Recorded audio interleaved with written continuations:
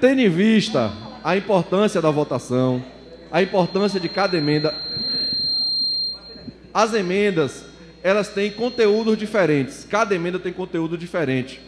Então, entendo e peço ao plenário que a gente possa fazer a votação das emendas em separado, porque nós não temos o interesse de rejeitar todas em bloco ou aprovar todas em bloco.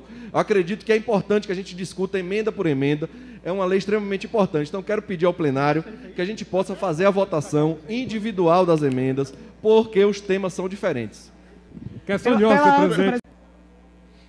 Senhoras e senhores, senhores vereadores, veja a importância da gente poder fazer o debate, inclusive de forma individualizada. Matéria vencida, vamos votar em bloco, mas quero registrar que é um equívoco. No processo democrático, é importante que a gente faça o debate claro e preciso sobre cada emenda que foi feita aqui na LDO. Vou destacar alguns elementos extremamente importantes que ressaltam o meu voto contrário ao parecer da Comissão de Constituição, Justiça e Redação. Vou pegar um exemplo da primeira emenda. Na primeira emenda, pede-se a supressão do parágrafo 4º do artigo 36. Só que nós, como vereadores, não podemos fazer esse tipo de emenda, pois a lei orgânica, no seu artigo 94, a impede. Na emenda número 002, que dá à Prefeitura a obrigatoriedade da redação final, infringe o regimento dessa casa, infringe a lei orgânica, porque a responsabilidade da redação final de qualquer lei aqui é da Comissão de Constituição, Justiça e Redação e não do Poder Executivo. A gente não pode mudar a lei aqui e mandar para o Executivo para reformar, então nós ferimos aqui também o regimento da casa. Na emenda 04, temos como exemplo a inconstitucionalidade da emenda 04, que pede a obrigatoriedade por meio de lei, onde no artigo 42 da Lei Federal 3220 de 64, também impede que esse tipo de normativa seja feito dessa forma, e também no artigo 8º da Constituição nós temos a clareza de que essa emenda é inconstitucional. Temos também aqui uma discussão sobre a reabertura de créditos especiais e créditos extraordinários. Só que nós temos legislação federal que regulamenta diretamente isso. Por exemplo, em caso de calamidade pública, em caso de guerra, é prerrogativa do Executivo fazê-lo por decreto. Então, mostra também a inconstitucionalidade dessa emenda. Quero também aqui ressaltar outras emendas que são extremamente importantes. A emenda 09, por exemplo, que faz com que a execução do orçamento possa ser feita, do orçamento positivo, possa ser feita de forma aleatória, sem a fiscalização e sem as condicionantes necessárias que o Poder Executivo, em toda a linha, seja estadual, seja federal, tem. Então, mostra que a emenda 09 também é inconstitucional. E a emenda 010, que também fere a lei orgânica do município, no artigo 94, como estabelecido, que inclusive, pede que essa emenda 010, ela impede. Algumas emendas são constitucionais.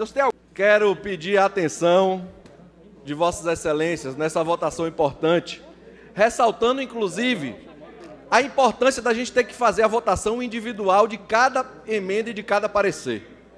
Não é possível, num momento tão importante, onde a gente alguns de nós que fazem o discurso da democracia, alguns de nós que fazem o discurso do livre debate, e faz a votação em bloco.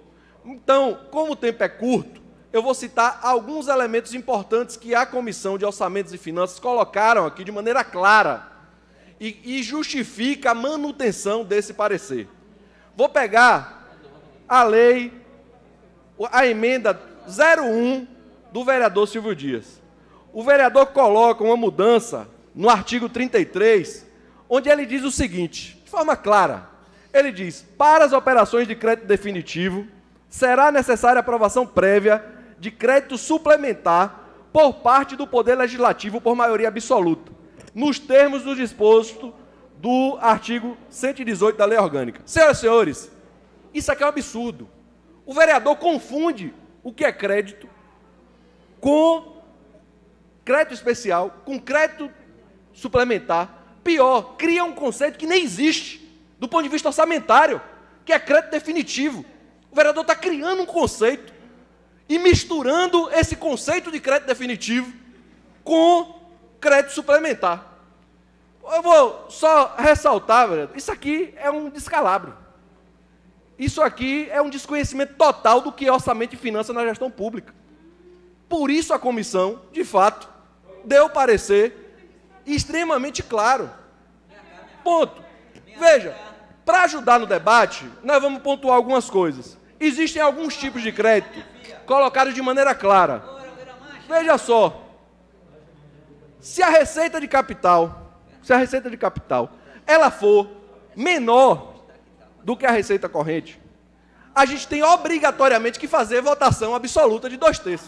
Vou deixar claro, por exemplo, faltou dinheiro na prefeitura, faltou dinheiro, e é preciso pagar os aposentados da prefeitura. Então você tem uma incompatibilidade do ponto de vista orçamentário. Se o prefeito quiser pagar os aposentados usando outro tipo de recurso, é obrigatório já essa casa usar a votação por 2/3. Então veja, os 3 pontos colocados pelo vereador Silvio Dias cria um conceito, confunde o que é operações de crédito, que seriam empréstimos. Eu acho que ele quis dizer aqui operações de crédito, certo? Aí ele faz operações de crédito definitivo, ele confunde o que é, por exemplo, uma operação de crédito, é um empréstimo. A prefeitura quer pegar um empréstimo para poder fazer alguma coisa, é uma operação de crédito.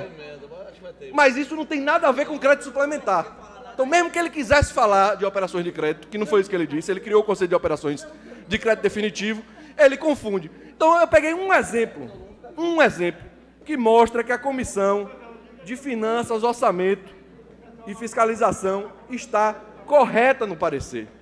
Então, eu acho que não faz sentido a gente votar contrário aos pareceres que estão muito bem elaborados. Quero parabenizar os vereadores da comissão, o presidente Jurandir, Correia, toda a equipe de vocês estão de parabéns. Os pareceres estão muito bons tecnicamente